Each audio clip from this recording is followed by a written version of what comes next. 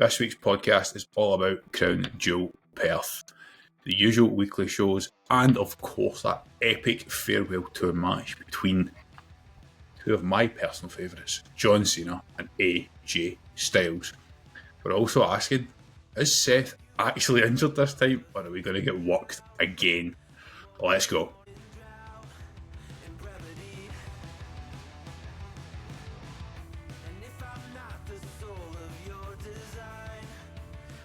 We are down to a two-man booth this week. It's just myself and Ross. Ross, how we doing? Good, man. I'm good. We're down a man as I believe that Darren is out on a boat somewhere in North America having a lovely time. On a boat wearing a lucha mask. With your dad. He has purchased a lucha mask.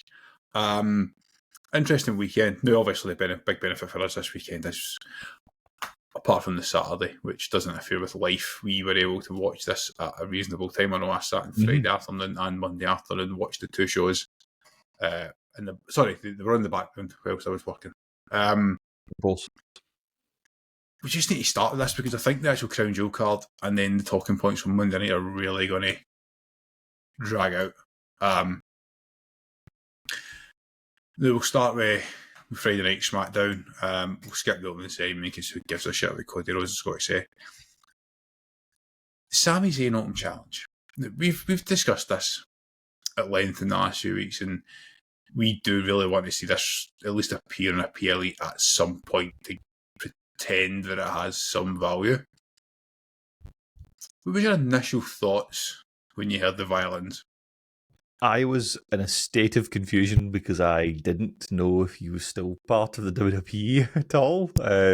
Some Googling told me that I believe he hadn't appeared on WWE television since the end of June, beginning of July or something like that. In a long time. I didn't know what to think. The crowd were kind of into it. You could see they were a bit, oh, okay. I don't know where that came from, though. I don't know if there's been any rumours or any whispers from the dirt sheets about why they chose Shinsuke, but, I mean, it was a choice. Not one I expected. Not one I expected. I mean, there is an obvious point that there is a Japanese tour coming up, so they're maybe just putting him back on telly for that purpose. He is popular outside of North America. He has always worked good matches with Sami. But I think for me the interesting point was old music was back. The old character, not trying to cut a promo, not trying to necessarily just dance into the ring and then being Shinsuke within the four corners and the three ropes. So I was pleasantly surprised. I thought this was a good match, and I'm looking at some of my notes here. I know that Bleacher Report, who I do like to use for my summaries whilst I'm watching it. Watching it back usually when we're watching the American time, but not this week. They gave it an A-. I thought it was good. I think again is the only issue in this type of situation that as much as we'll enjoy the match, as soon as we heard the first violin, we already knew the outcome. Well, we knew who was leaving with the title. Yeah. We'll talk about the end in a minute. That is true. I think it is the only downside to having these kind of challenges is that you always know the outcome. I have liked the challenge though, just because it's just a little bit something different. I don't know where they're going to go with the challenge if it was literally just to fill time until they can actually work out what on earth they're going to do. If they were getting through Crown Jewel, maybe even getting through the Japan tour, and then they'll go from there. I'm not entirely certain. What they need to do one week is they need to put someone in there that you really do not expect, but also think they actually could just turn up and take that. And we could sit and fantasy book that all day. I have no doubt that we would be quite good at that. But do you go and you just give it to someone who's absolutely does not need it, and you just put a monster, in there and give them a belt, or do you call up Oba and go, right, there you go, there's your slot, on you go? Maybe that's what you get when it's on a PLE. Maybe that's where you get your big match. I don't know. It's a really interesting perspective because if the plan is for Sami to eventually move to a world title picture, which we're going to get onto because that's definitely changed in the last 40 hours. Then he does need to drop the title in the right way, and I think if he dropped the title to someone like Oba, it would be very understandable, because it's like, okay, he's doing the job as he moves up the level. The risk and issue with that is, if Oba doesn't pan out on the main roster, you've wasted that, but you've also potentially hindered Sammy's move up the card because the next person hasn't panned out. So there is a level of risk, and you see maybe maybe they go a safe pair of hands, maybe they go a beat down, maybe they just really protect him. Just noting the other side, interesting. Sami Zayn leads the historical matches with Nakamura 4-3, including, I mean, we have the takeover match from back in the day when Nakamura debuted as well in NXT. Like, they have had some really good matches. We see this every week in the podcast. You can put two good wrestlers in the ring and have a good wrestler match, and that works for them. And if Nakamura's on again a little bit of a, not retirement tour, but run his contract down tour, just let's see him work every week, and don't worry about the storyline. Let's just see him wrestle people that he needs to wrestle. That being said, we have the ending of the match, and I was confused. And I was even more confused when they reappeared later on. But they've just managed to make these motherfuckers look even more ridiculous. Honestly, I do not know what the plan is for this MFT thing. I did see people online were really, really like excited about it when they saw them in the face paint. It passed me by a little bit, I will admit. When I saw them, I was like, well, first off, because of the face paint, it did take me longer than I would like to admit to work out who on earth I was looking at. Which, I mean, yeah, fair enough. Yeah, I'm not really sure what the end game is. We've obviously spent a few weeks through various promo packages, hyping them back up. Now they're back. They've appeared a couple of times. Now, what's next? Is this one of the ones where we're happy to let it play out, I suppose, or is this one of the ones where like, this is a little iffy for me? Why are they doing this? So as I call back, the Tongans, as the Gorillas of Destiny and some other names when they were in Japan and elsewhere used to wear paint. So as a callback for them a little bit. Unfortunately, it's JC Mateo, who just does not look right. The guy's auraless, and I'm just like, he can wrestle. He's probably the best wrestler of all of them, that's the thing, and he can move like a powerhouse, but he just looks like he's constantly holding a fart or a shite, and it just doesn't do anything for me. It leads into the next match that I want to talk about from SmackDown anyway, which was the Wyatt Six versus the Street Profits. Now, the match was okay, but again, we have the benefit of seeing the whole thing. A lot of it was during an ad break. I think you would have missed quite a bit of what happened. Aye. As I'm looking through my notes here, I did know that. It was like a 7 or 8 minute match, and 3 minutes it was an ad break. Then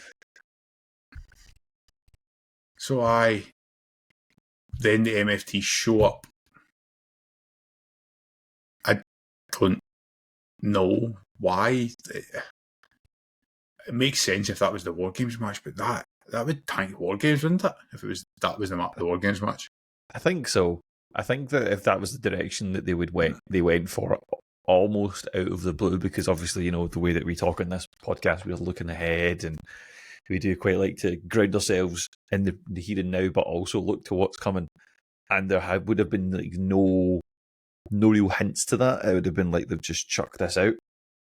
Obviously, since then, it seems like plans may have changed elsewhere. That's almost going to be throwing a lot of that card, sort of, if we're likely to believe certain injuries that we'll speak about later, potentially on its head. I'm not sure people are going to necessarily be that invested. We did speak about there might be multiple of these War Games matches on the card. But does this make sense as one of them? I'm not so sure. I have nothing. SmackDown was particularly strange for me this week because I thought it was actually an okay show. So did I I. thought we slagged it off, but Mhm. it was almost an okay show because it was like it was a standalone. It was like, okay, They we need to do treated it like something that, with I the think. Wyatts. I felt like So it was here's a throwaway SmackDown, and everyone will yes, just enjoy themselves and have some fun. And I was which like, is do you know what? That's okay. It's which is different. difficult for a podcast / talk show that likes to look at the holistic overview of the storytelling. It's like, Tricky. But in terms of that one-off afternoon, yeah, okay. Just will it matter? I think we're both kind of in the same camp of maybe not. so other things to pick out for SmackDown. Quite clearly a pre-recorded segment, but Sol Rucker and Zarya are going to get a shot at the Alexis and Charlotte. That will be interesting once that story gets going because they never announced when, which suggests there's still potential an injury angle there. I'm going to assume that it'll be Saturday's main event end of the month, which it may not be. That's just my assumption. I don't know why I'm assuming that. I think it's a fair assumption to make. I think it's fair. Unless they're going to randomly, like, are they going to have it where it's going to be like promos back and forth and maybe beatdowns, and are we going to see something on NXT as a starting point? Because I think they've not done that needs before. The promos, we need to be introduced to Sol Rucker and Zarya properly. Mm-hmm. I'd like to see Charlotte and Alexa retain. I'd like to see them do a proper job, be healthy, have a good feud, and then drop the titles, not just in a one-off match. But if it was to Sol Rucker and Zarya, I'm also not fussed. I don't want to see Charlotte and Alexa break up at the moment. I'm enjoying their work. I think funny. The concern for me would be that if Sol Rucker and Zarya go up against them and lose, they kind of then have to pull the trigger on splitting them up. I think at that point, they have to do it really quickly. Whereas if you maybe have them win the title, you could have Alexa and Charlotte take it back off them pretty quickly, maybe say 6 weeks, 2 months, and then you do it. I think that's a reasonable way. You introduce them in, you can split them off, you can have the feud, and then you can start moving the pieces around, and that might benefit everyone. Yeah. We also had the women's tag match with Tiffany and Stephanie versus Julia and Kiana James. Obviously, we think this is planting the seed for Julia and Tiffany potential feud, which we'll discuss when we get to the Crown Jewel card. Again, the only issue there is Kiana James is kind of now buried as any sort of main roster talent at the moment. I think so. She has the look. She looks like an absolute monster athlete, and she looks incredible. But it's where's their wins going to come from? You know, where's the credibility going to be built from? They haven't really shown it yet. It's almost like they're sort of setting her up to be that one that Julia will then split off of. But at which point you paired them up for a reason. It seems, I don't know. It seems like Julia's shown she can do in the ring again, but needs more. And I'm not entirely sure there was much else to really write home about, was there? The Aleister Black Damien Priest have now obviously aligned Zelina with Aleister Black on TV, but I have zero interest in anything involving Damien Priest at the moment. Not his fault. I like him. I think he's good in the ring. It's just it feels like he's so overly protected. Mm-hmm. Yeah, I think I wouldn't mind a bit more realism with him. I probably would get a lot more people on side. And yeah, like I said, it felt good as a kind of standalone show, but it does create some issues. With that being said, it's time to go straight into the Crown Jewel card. What was your thoughts on Crown Jewel as a whole before we start diving into each match? Because I must admit, I quite enjoyed it. I actually thought it was a pretty good show overall. I'm going to say above average, but that's going to sound bad. So you're saying like a 7 out of 10? Is that what you're kind of thinking? I'll go 6.5. 6.5. I think it's like a solid B minus. I guess it depends whether you're using the American grading scheme or our grading scheme.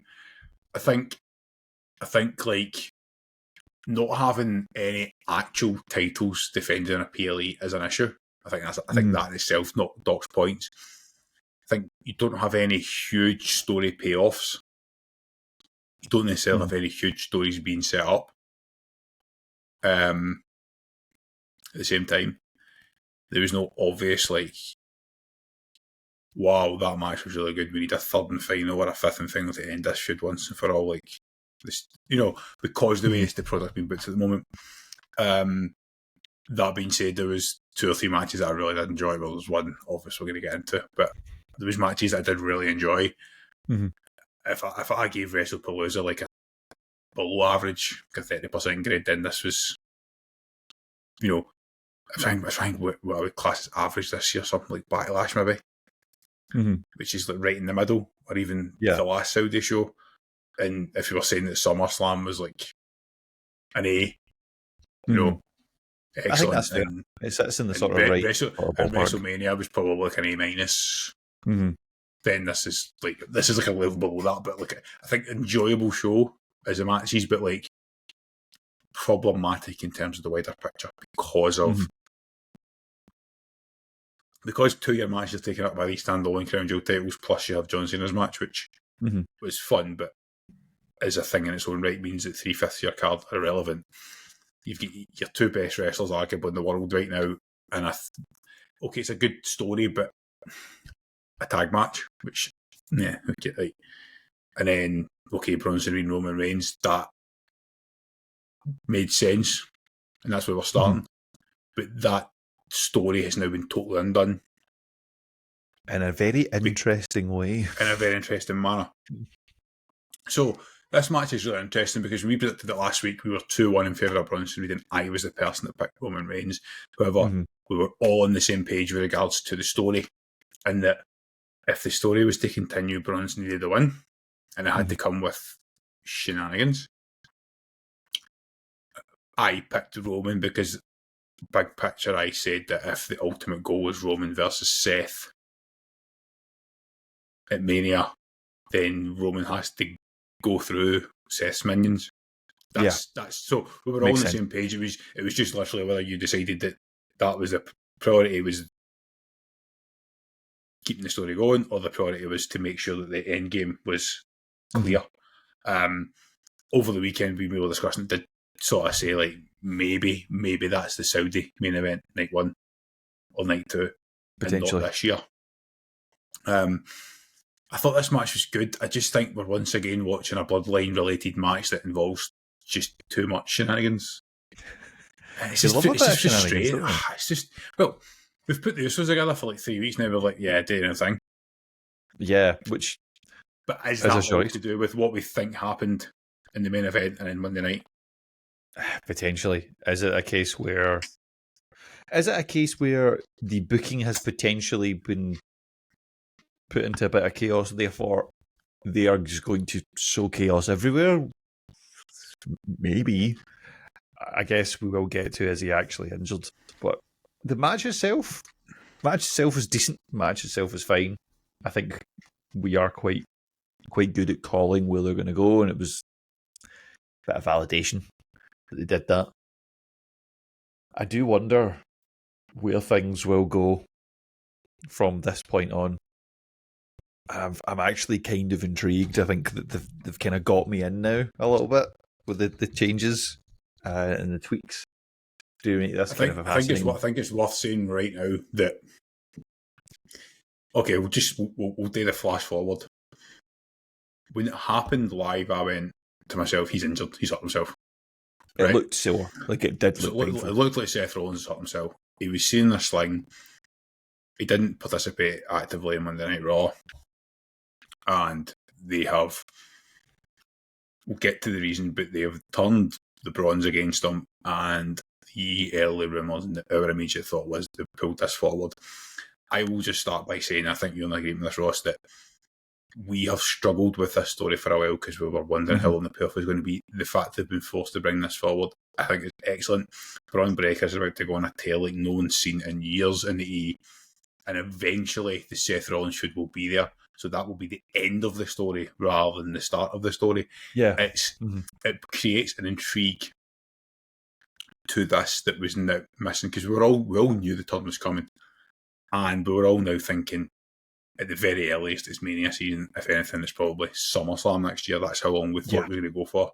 And now we've went, oh shit, that's interesting. And now Paul Heyman is the mouthpiece for two people who on occasion need a mouthpiece. It fits. Injury, real or fake. It's so much better for every party involved here. Because Braun Breaker can cut a Steiner promo, but it means that Paul Heyman can do the week-to-week talking, and Braun Breaker, when he does take the mic, is going to get a reaction from the crowd. going to go into detail, but I think that's impacted this, because this now makes no sense, because your potential most likely War Games match has now gone. I think so.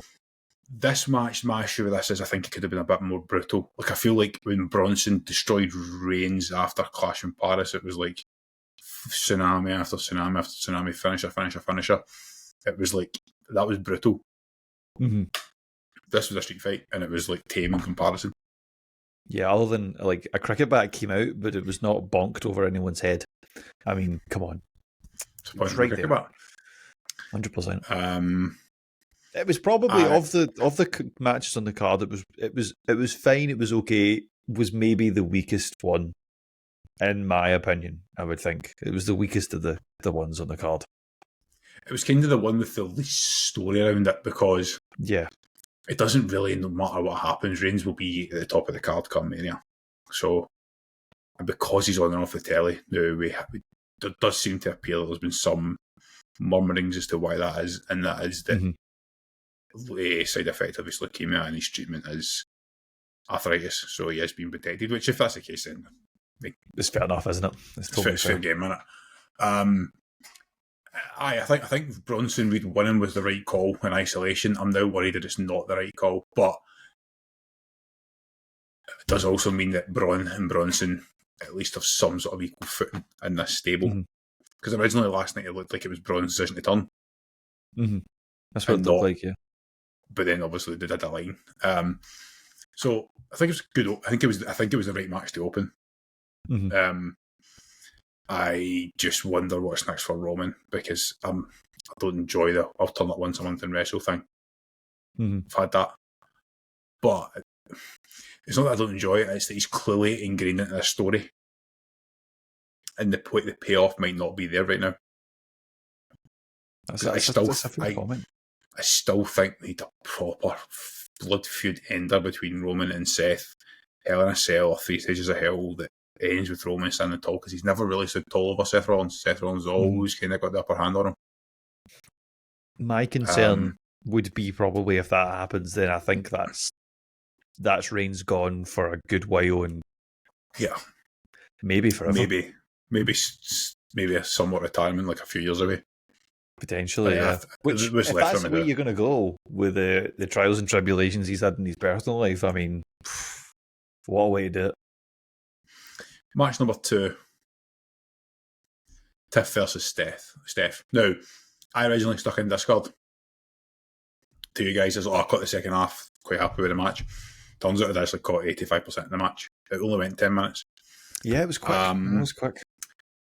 I thought this match was essentially booked almost perfectly. A little bit sloppy in some places. I know Daz picked Tiff. I think you and I were both on the same page that you can't have Steph lose her first match as a first-time world champion. That's too risky. So she won. I thought Tiff looked strong and bounced back reasonably well from the shit fest that was a couple of Fridays ago. But in the last few minutes was quite high intensity, big moves we don't always see from each other. I was slightly concerned at the end that Tiff got injured, and that's why it was cut short, because she goes for the swanton. Steph gets the knees up, but they're very clearly in the back of Tiffany's head. Yeah. Tiffany misses a PME, but doesn't get up, and that allows Steph to hit the corkscrew moonsault. That shouldn't put you down long enough to be a finish. Yeah, I think that's fair. I think that's a fair comment. For me, when I watched it, it felt like it was like 2 minutes too short, because I was at the point where it was at that segment of the match where you're just getting taken away, like you're on that kind of crest of a wave, and you're like, holy crap, what this is back and forth is amazing, and just boom, it done. And it was like, oh, okay. So that for me was my only thing. Obviously, we would find out until Friday how legitimate that could be. I've not seen any chatter online, as there usually is from this kind of stuff, which makes me think that maybe it was a time issue. I don't know. because it felt like every other match was given the time that it needed to have. In particular, I think that Cena and AJ just kept on going and going and going. So, like, it was a strange one. It's just nice to see that they didn't bury Vicaire on that big stage. They let her have this moment. We're obviously all massive fans of her and what she's bringing to the product. I cannot wait to see what's next, because everything she's done so far has turned to gold, really. So let's get her more on TV, and it will be then interesting to see when Tiffy comes off this loss. If she isn't injured and everything's fine, she's good to go. Where does she go, and where does that title go from here? I think that's questions that we've been talking about the last few weeks. This is now the chance to try and revive it a little bit and get something going. It needs. I'll answer the first bit of that and just say that Tiffany didn't look quite right after the knees to the back of the head. So I do wonder if there's an audible call just to protect her. Because I'm assuming we'd have had a little bit more, maybe the SVB, something else, then the corkscrew moonsault. Stephanie's going to be fine. There is enough people on Raw. SmackDown could be in real bother. If Tiffany's injured and if there's a risk to that title, the feud isn't Julia, they need to then really think about a Charlotte, Alexa, Rhea Ripley, Io Sky, a Bayley, someone on that level just to re-establish that division, because it's fucked as it was before the champion pulls out. I mean, that's now Tiffany's first loss of the year, calendar year. And it's not been made a big enough deal because it doesn't matter, because it has been an underwhelming second half to the year for her. And it's not, we've said every week, it's not, we don't think it's her fault. It's the booking around the division. The division is weak, and it's missing Bianca, and Naomi probably could or would have still been there. You've got arguably three of the top 5 women in the world involved in quote unquote meaningless tag team matches, and you've got Becky Lynch now feuding with returning AJ Lee. So you've got a lot of your best not involved in the title picture. I don't know what the answer is. That's maybe something we should deep dive. Like, is it Sol Ruka? Is it Blake Monroe? Is it Jordan Grace? I don't know. It just needs a change up. It could be Julia. Julia would do a good job, but she really needs to drop the women's US title first. And then who would take the women's US title is then probably the next question mark on that, really, isn't it? And then we're still moaning about it. And they need a draft or a shake-up. They just need to do something. Like, I don't think Tiffy can hold this title through to Mania. The rumours seem to be, even last week, it was still going to be Jade Cargill again, but holy fuck, is that a mistake? You can't keep losing matches and getting more world title shots. I'm stumped.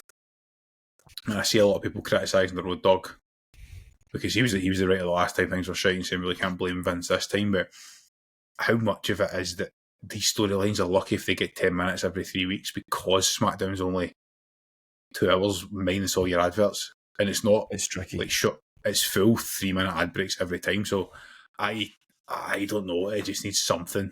I don't know if it's just a case that they would really have to.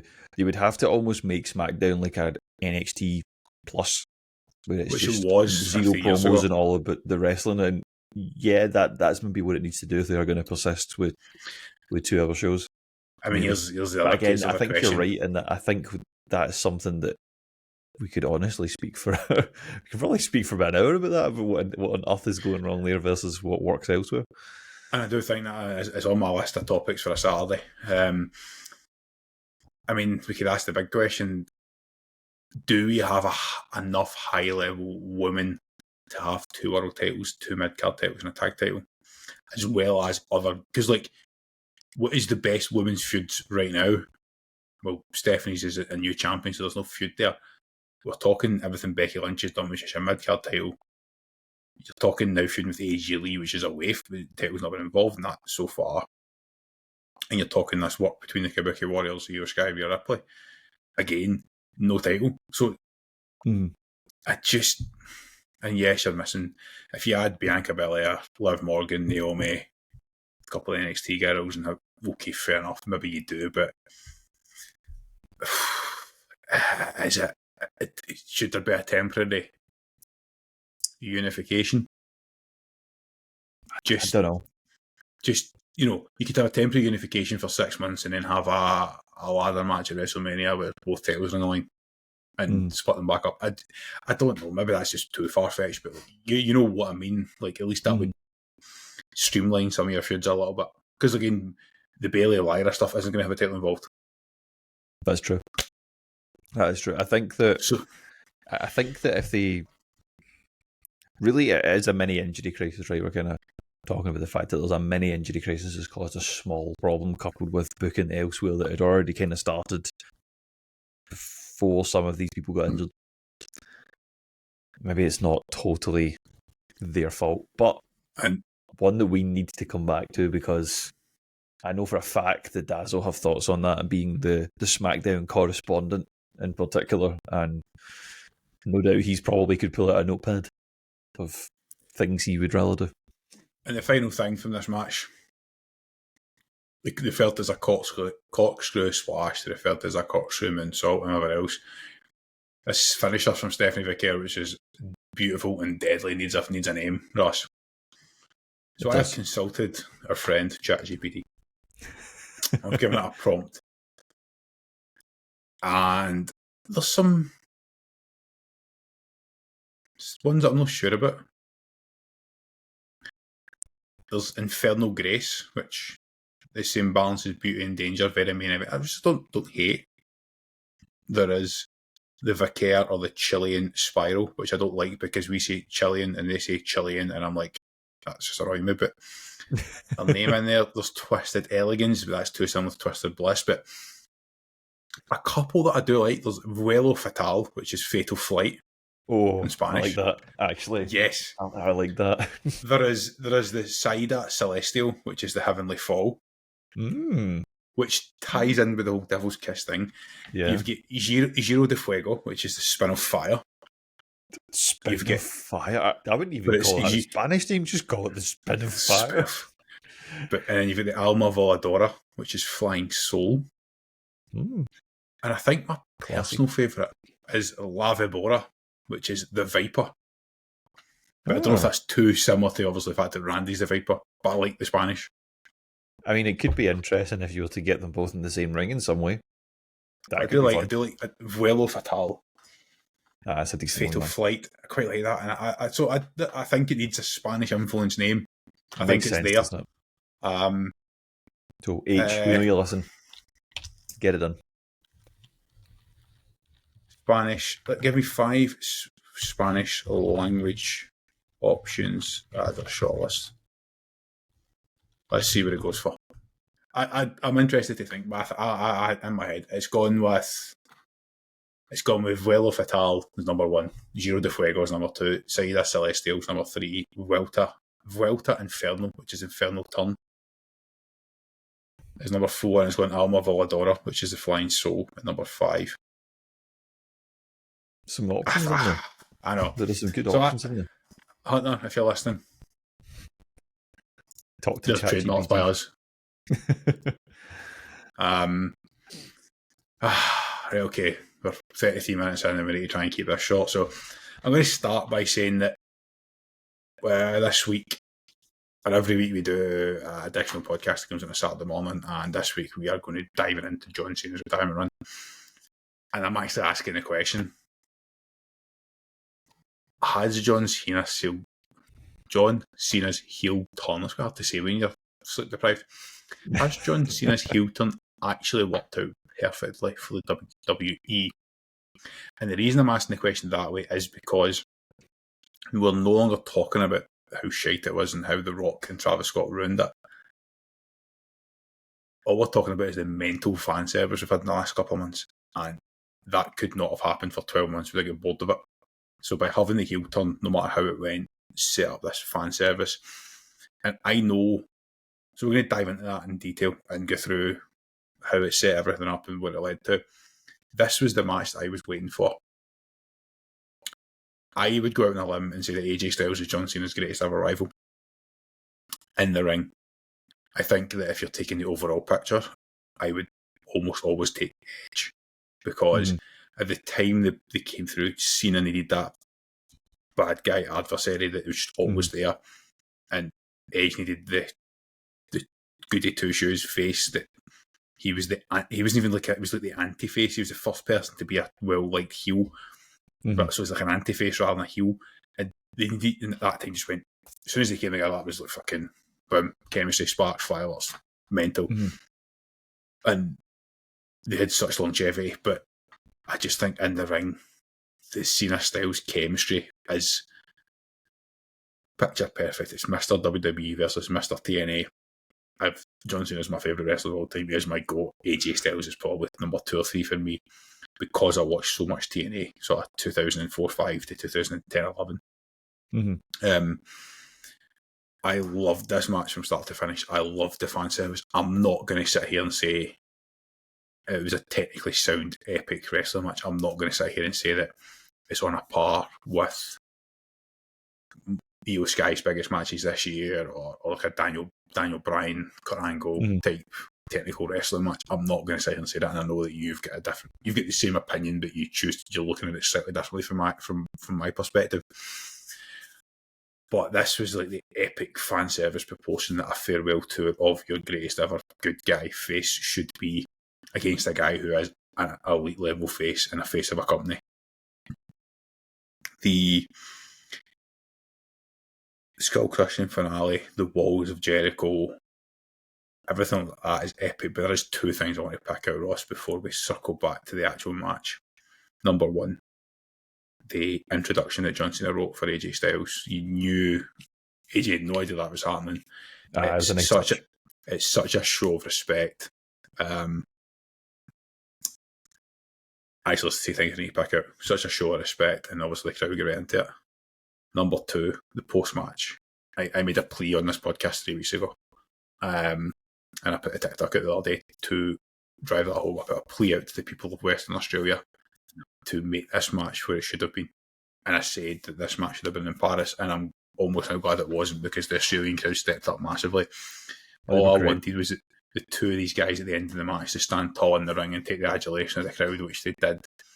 And I applaud them for that. I genuinely thought that everybody was giving John Cena t-shirts for free because there was that many, but it turns out it wasn't.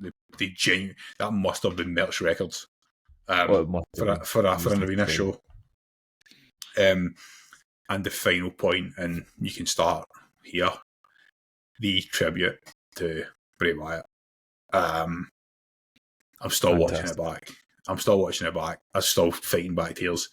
Not only did every single person that watched it go, "Oh, are we getting the rock bottom?" then go, "Oh my God, it's for Bray Wyatt." The kiss, the sell, the 2.99 kick out, the fireflies, John Cena sitting there really struggling to hold back the tears. Oh yeah, like you could tell he was like, "Shit, I'm like breaking here a little bit. I need to come back round." Looking to the sky and nodding, and to me, that's what professional wrestling's all about. It makes you feel something. When people say to me, like, I know that's like not so much now, but back when I worked on sites, wrestling's fake, right? And I'm like, "Are we doing the night?" And I'm like, "Oh yeah, I'm going to watch Game of Thrones or this TV show." And I'm like, that's not actually history. Like, it's not real. Wrestling should make you feel things. And I don't think anyone in the history of the business has done this better than John Cena. And that's why I love what this farewell tour has become. And whether he has went into business for himself, or whether it's just a byproduct of like, yeah, we fucked this first half of the year up, let's just have fun.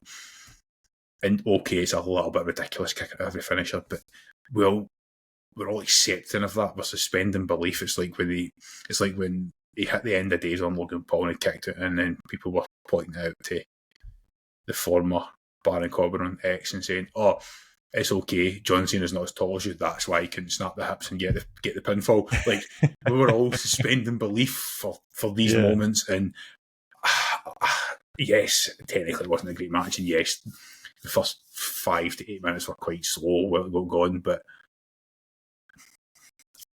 fan service is all I wanted this year, was just to see John Cena run back the hits with people. It sets up AJ Styles last 6 to 8 months as well. I loved it. I'm so happy talking about it. It was perfect. I It was perfect. It was perfect. I loved it. I really wish it was the last match. There is only one match that I would be happy or more happy at being the final match than this. One person. That's it. That's how much I love these two people in the ring together. I don't have a question. I just wanted to talk, and then you can fire back if you remember what I've just rambled on. No, I think that the way that they presented this match and handled it was really, really good. I ramble on about it quite often on here that crowds can make or break anything. They will elevate something if they want to. They will actually bring something down that's good if they're not in, because that's the joy of a spectator sport. And they took this and took it up a notch. Absolutely, like the crowd was sensational and actually kind of did come down a notch after this, because we knew they would. We knew that was going to happen. It just couldn't not, because unless it was the last match or first match, it just was going to do that. I'm pretty sure I said last week when we were trying to predict the match card order, I did say this could go on after Cena because, Io and Rhea could go on after Cena because at least Rhea would get the crowd back in to the show. Yeah, because that was yeah, absolutely. I think it will be a sad day when the pair of these guys, are no longer in the squared circle for the final time. AJ, I hope, gets this level of farewell tour. Obviously, we don't really know what the plans are in place for him. But in terms of John, I've got a feeling that John may have set some of those plans in motion, and I hope he has. Well, potentially, there may have been a wee sneaky setup there. In terms of the match itself, the match for me was pretty good. Like I've enjoyed the last few matches we've done the nostalgia, because I'm a bit of a sucker for it in general across various things in life. So I like that element of it. These two have been great foes. I enjoyed watching AJ Styles try and beat up John Cena one final time. Great, sensational. I do think though that it was marks had to be taken off for me if I'm going to be hypercritical, because otherwise what's the point of not having this show, is that there was just one or two moments where these guys showed me, these guys are ready. These guys are ready to hang up their boots, because there was one or two moments where it was like, oh, that was a little clunky. Oh, they've waited for a spot, and oh, that was a little slow. That's fine. You can gloss over it because of what these matches are. These aren't the matches where you're diving deep into the 3, 6, 12-month booking. It is we're just going to have a couple of tweets, we're going to have one or two promos, and then we're going to try and beat up John Cena. Fine. I'm not going to be too harsh on it. It wasn't, for me, as I've heard you say, one of your favourite matches, if not the favourite match you've ever watched. It's not on that level, but I did really, really enjoy it, and I will be as disappointed for the business when John Cena's no longer in it. The hard bit for the WWE, not for me, glad I don't have to worry about it, is he has these dates left. We have ideas of what they should be. What will they do? Because they've done pretty well with these last couple of matches that they've done. I think they've done a lot of good work. So they've almost set themselves a really difficult challenge of you can't top it. In my opinion, you can't really top it, other than I think we're both thinking about the same person that could. Yes. So how do you get near that level is going to be really, really interesting to watch with the little time they have left, assuming that he is indeed finishing in December, which that's also another question mark that I think it is. I think the fact that they sold this off to Washington DC, and I do believe that Cena will retire, and he says just because I don't think he'd disappoint fans if he's going to charge thousands and thousands of dollars for tickets. I think we have the same person in mind. So I think you either have a choice, you either get someone on that level or you pivot completely. And I now believe that John Cena should go out winning his last match. Having seen that on Saturday night, I'm in agreement with that. Yeah. Having seen that on Saturday night, I now think it's safe enough. Whether it's winning a Continental title and then vacating it, or whether it's just having a gauntlet match or a one-off match, and I think it should be fun. And I'm with Daz and what he said last week. He made some comments and TikTok saying Gunther hate, and I jumped in and said, look, it's no Gunther hate. This is a small snippet from a wider podcast. It's just John Cena isn't working particularly quick anymore. And Gunther, what's a slow style as it is, that wouldn't be enjoyable. The reason I have this as one of my favourite matches of all time is because I built it up in my head so much. I can't wait to see them go again. Then said we weren't getting it, and I was gutted. Then I built it back up in my head, and to me they delivered. So it's one of my favourites because they met my ridiculously high expectations for this match. And put you through an emotional roller coaster to get to that point in the first place. Like I said, professional wrestling should make you feel things, and it was beautiful. I was so happy with it. 27 minutes I went, and it was just fun. And like you said, it is the crowd popping every time there was a finisher, chanting for the 619. Again, like I love that. I was so good. I know you said it was clunky, but you can clearly see John telling AJ, like, "There's no way I can do this. Get up and clothesline me at the rope." The tombstone at the end, everything else. I know somebody was saying, why didn't they do a spot for Kurt Angle, because they both have history with Kurt Angle in different businesses. The Kurt Angle bit's been done. Everybody needs their go. We'll obviously, I think we'll probably talk a little bit what we think's going to happen when we record Saturday's squash. As part of that whole, like, the heel turn actually may have worked out really good in hindsight. But I'm not saying this is the greatest wrestling match of all time. There's a reason why we do record the pod we're supposed to record last week, which is favourite. We use the word favourite. We can be subjective about it and just say, I enjoyed it for these reasons. I enjoyed this match because I love John Cena. I love AJ Styles. I've loved everything they've ever done. And I built up my head, and to me, they met that expectation. There was no disappointment because they just went full fan service. And worth pointing out, Christopher Daniels, Samoa Joe, and Frankie Kazarian all get shout-outs as well for AJ. And obviously AJ wore his old TNA gear with the short shorts. It was... The only thing missing for me would have been if AJ came out with his TNA music. That would have been like icing the cake for me. Yeah. But a little bit surprised it didn't actually. I know. I just wonder if there's a rights issue. I just wonder if there's a rights issue there, because he used it. He did use it when we went back to TNA the other month. So I just wonder if there's an issue there with that. Because that music would predate the current TNA organisation, and also, I think it was a third-party artist that done it as well, so there could have been an issue there.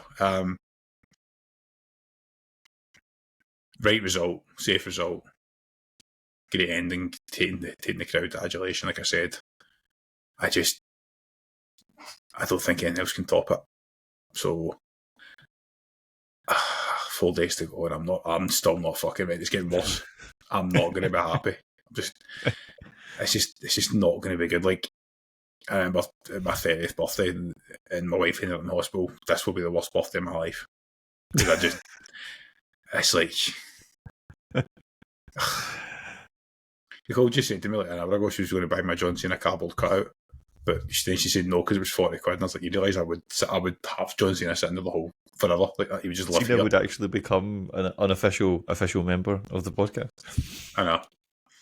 And even now I don't want to move on and talk about the next match, but we've been going 40 minutes, so we have to. Io Sky and Rhea Ripley versus the Kabuki Warriors. Let's keep this really short and say that I think that Io Sky and Rhea Ripley are wrestling soulmates. I just think that they two should main event night 2 of WrestleMania at some point, and it won't be in Saudi Arabia, but I think that it's fireworks whether they're against each other, whether they're tag team. And on the other side, I think I want to see a little bit more of a stronger booking for Kairi Sane. I think maybe she could have went over on Monday night just to establish her at a higher level, because she's a good wrestler. I don't think she's as good as the other three, but she is very good. But she's looked weak. However, it's really nice to see just an absolute horrible heel. Oh, it's great, isn't it? Slap it rather than one of these heels where I'm going to be the heel because I tell the truth, which we enjoy it. Like Drew McIntyre does it well, Kevin does it well, but when everybody does it, it's a fucking problem. To hear 14,000 Australians chant "ask us a shit cunt" is just... It was unreal. I could not believe that they didn't even try and censor it either. They just went, nah, we're just going to let this run. Oh man, yeah, I really enjoyed this as well. To be fair, I think that we've all spoke about how we've really, really enjoyed the work that these four have been putting in with this feud. That this match was fantastic. Give me again. I would be happy to just see more of Yeah. it. I think that's because it's been built up really, really well.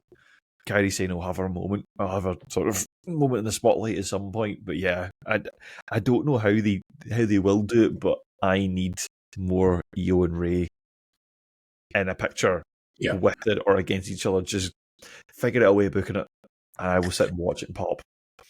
And this is one of these ones where this is long-term booking. Long-term booking doesn't mean you drag a story for 2 years. It just means that your story should have depth and meaning and build up over time. Like, again, these are just four good wrestlers and a story. That's the basis of it. Obviously, Io has history, having been trained by Asuka in Japan 15 plus years ago. Ultimately, Io Sky and Rhea Ripley might be the two best wrestlers in the company this year.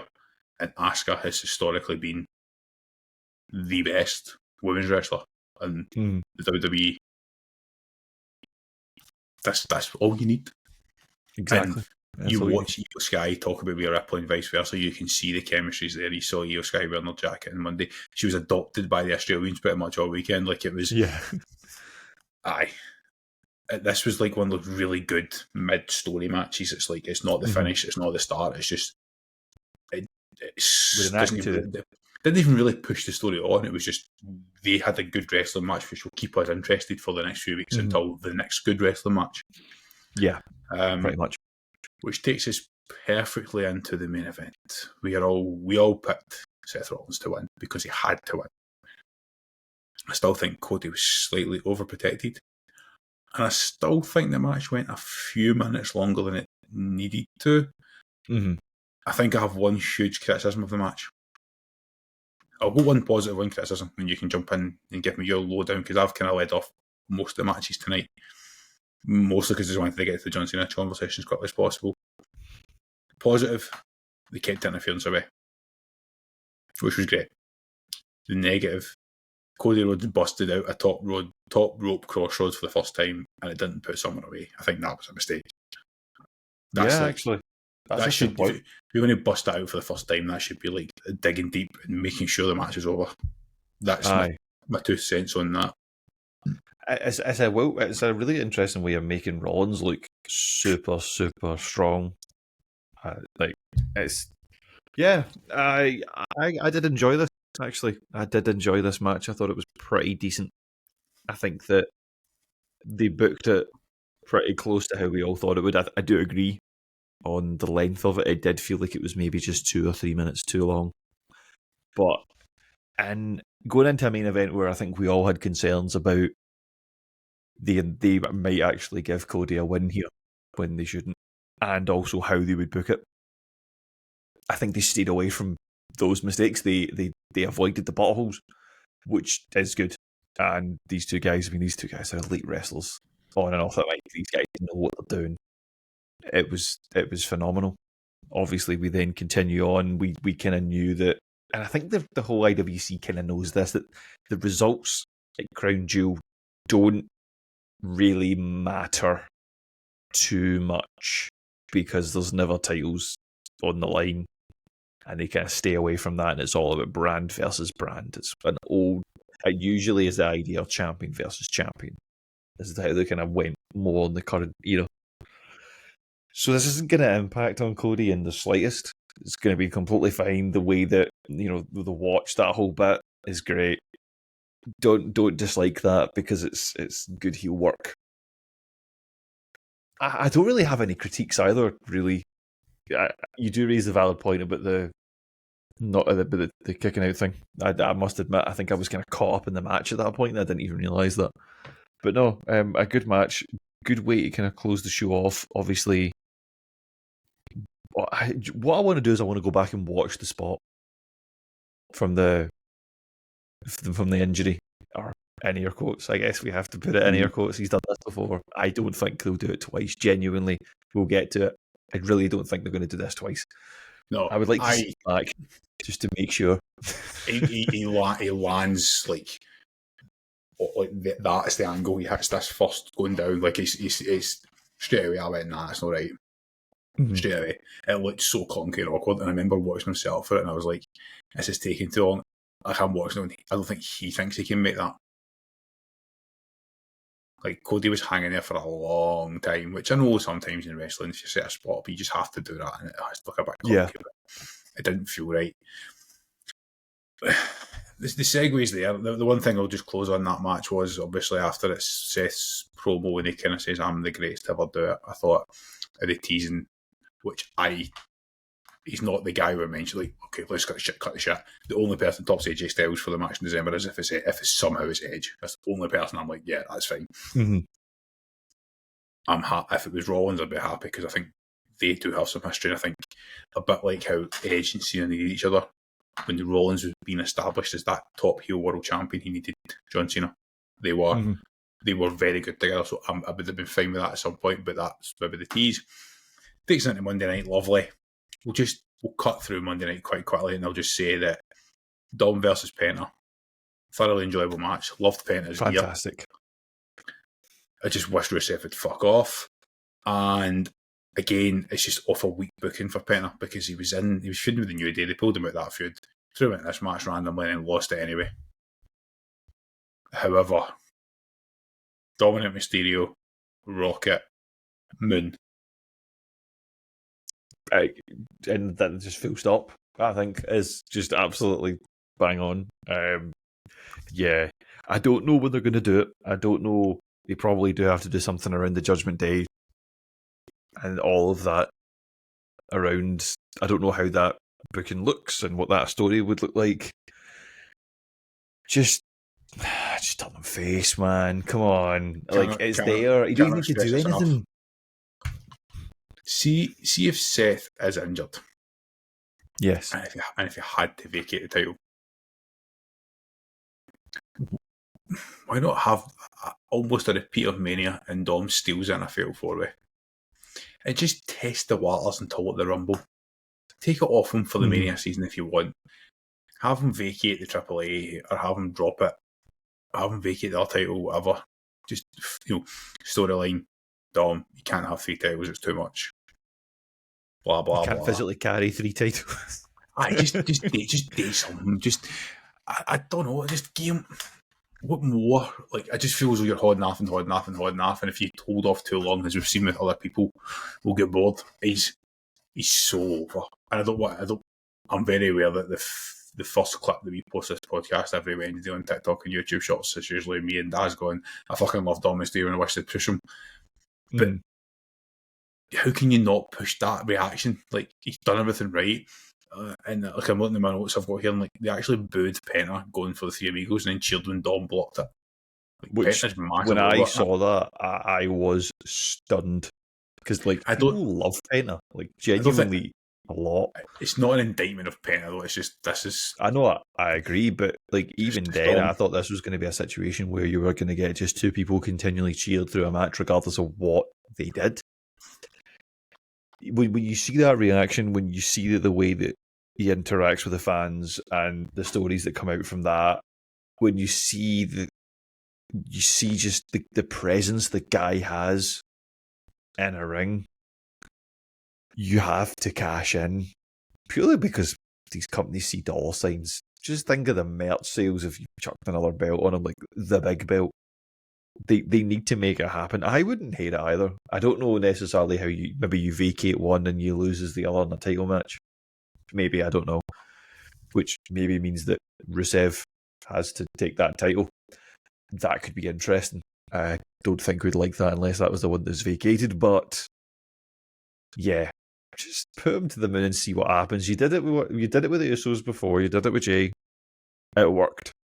Because he's still in that picture, floating around, oosing around. Just make it happen. Make it happen. There is literally no reason not to do it. Dom Mysterio's a guy who was heel and turned heel. He turned more heel by turning on Rhea Ripley. Like, the guy just has it. He gets it. Match 2 was Bronson versus Jimmy Uso. We've already said this at the start of the show, so we'll skip through it. But again, why reunite the Usos to then split them up? My guess is this potential injury is the issue. They were brought back together to do work with Braun and Bronson, do War Games, then whatever. But for to maybe expedite other things, that's my assumption. Bayley and Lyra versus Roxanne and Raquel, fine. But it looks like Roxanne's possibly going to go after Stephanie Becerra. Doesn't make a lot of sense when they just lost that match to Bayley and Lyra. It's fine, but Roxanne's never going to win that feud, so why bother at the moment? That's probably, again, that's probably one of the ones to test Roxanne more than anything else to see, right? Can you hang? Tested, though. Yes, she can hang. We know she can hang. Although we know that she can hang, but I guess it's the powers that be, isn't it? It's the taking that next progression up. As my guess. Triple threat main event. Crowd were hot for this. It was good, man. The eating was good. The LA Knight's entrance was class. CM Punk getting serenaded was phenomenal. You could tell it meant a lot to him. Match was good. We kind of all knew Punk was winning, but the issue we have here is number one contender for likely a feud ender with Seth Rollins. And there's no Seth Rollins. There is no Seth Rollins. The turn. I will just start by saying, I said this earlier on the show, I'll reiterate the point. We're all for this. This was a feud that would feed families when the time came. We were starting to get bored and fed up with the vision because Seth doesn't need a mouthpiece. Braun and Bronson do. They weren't really being elevated because Bronson was elevated by his feud with Seth Rollins before his injury, and Braun Breaker was elevated by being a fucking monster with this ridiculous spear who barks at things. They were fine. Now they were turned into fucking lackeys for a guy who doesn't need a lackey, because a guy, Seth Rollins, can wrestle better than anyone else in the world, just about. So the fact that they may have been forced to expedite this has been brilliant, because I am now totally invested and cannot wait for next Monday to find out where this is going. The obvious question, Ross, is one, thoughts? Two, this isn't a work this time, is it? Yeah, my thoughts are, it's not a work. There's just, it's the. I guess there's the part of me that's the fool me once kind of thing, but it just feels like this is more legitimate, just because when we said at the time when Rollins was quote unquote injured the first time, I watched it back. There was no obvious infringement on his movement or awkward landing, and he just springs up and they do it. There was a very awkward landing this time. You couldn't land like that and pretend you've hurt yourself like you've just hurt yourself. Whether he's needs surgery or not, I reckon that could just be them adding a little bit of something on there. I am very interested to see where this goes, because I think how they did it was fantastic, especially if they are protecting him with the injury, because they laid him out in a way he doesn't get an actual proper beat down. The way that Heyman sells it all, like, just go back and watch his face throughout the entire segment. Great. Like, the guy, I know that there's lots of stories about what he's like behind the scenes, and I don't really care about that. For when the guy's got a camera in front of him, the man's the best in the business at this kind of shit. I love that they did do the whole, one of them's doing this, the other one's kind of looking, going, all right, yeah, cool. I'll join in as well. Let's do this, and then everyone joins in, and woo. See the best bit that whole thing is Wade Barrett going, oh no, Bronson's joining him, and he's giving the commentary bit, but halfway through he has to cut himself and just go, tsunami, and then he goes back to saying, I can't believe they've done this. Why have they turned on Seth Rollins? You know what I mean? It's like, I love that he plays the bit.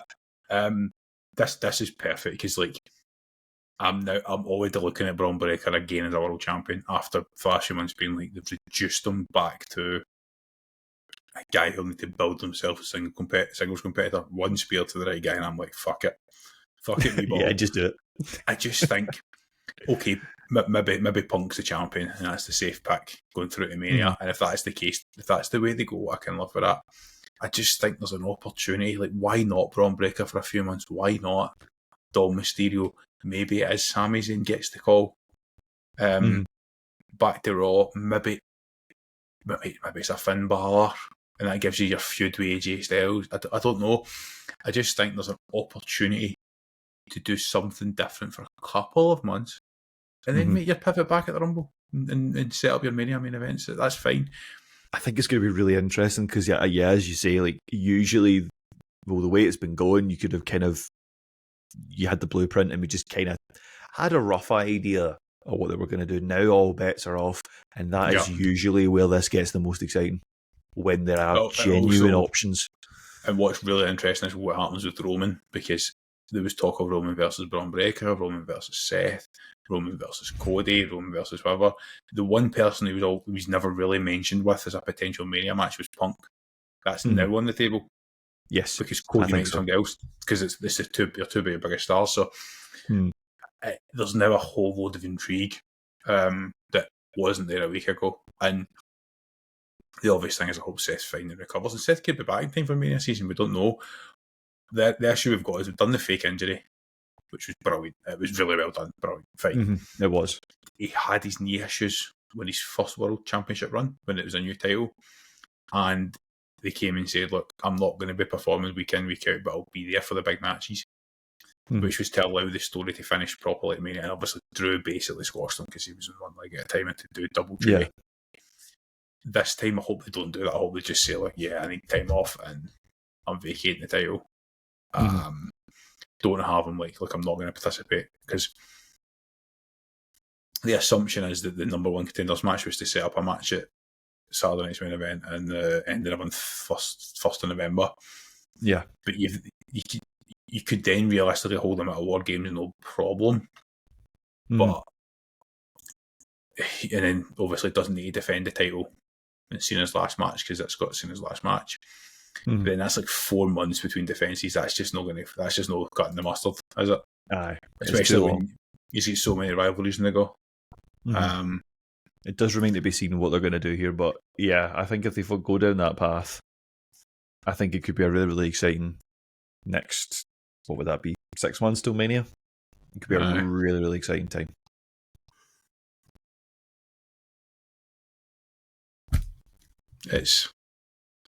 I'm just looking at some of these War Games predictions here, and I think they're all good, but completely out the window now. So yeah, to summarise, Cena is the GOAT. I love AJ Styles. Seth Rollins is actually injured this time, but when that return happens and then eventually that match with Braun or Bronson is going to be epic, because the build up that creates a long-term storytelling opportunity without having to drag this out for months and months and months and months. 100%. What was a very, very solid week in the WWE. We will be back Saturday morning with the squash, where we are diving into this John Cena heel turn and how it may have benefited this whole farewell tour. We will be back next week, of course, with our usual weekly programme, as we start looking towards Saturday night's main event at the end of the month and ultimately War Games. There's 4 more dates left in John Cena's calendar, which makes me extremely sad. And most importantly, thank you to the crowd in Perth, Australia, for making that weekend epic. They stepped up in such a huge way and delivered a show for the rest of us worldwide watching. Take it easy, guys. We'll see you in the next one.